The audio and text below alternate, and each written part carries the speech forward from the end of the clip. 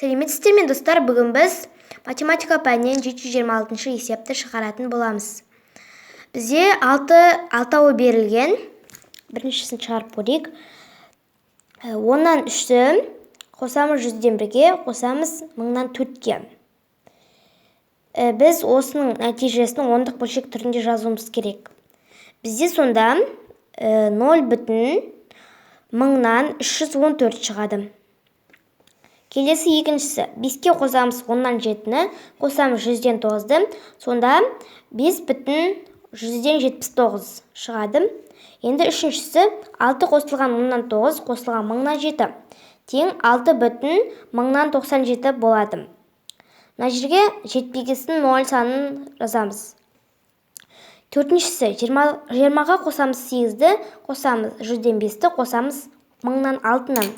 Сонда 28,1056 шығады. Бесіншісі, 30-ға қосамыз 2-ні, қосамыз 100-ден 3-ті, қосамыз 1000-нан 1-ді. Сонда 32,1031 шығады. Енді ең соңғысы, 90-ға қосамыз 10-нан 5-ті, қосамыз 100-ден 7-ні, қосамыз 10.000-нан 3-ті. Сонда 10.573 шығады. Егер ұнаса лайк басып, каналға тіркелуді ұмытпаңыздар.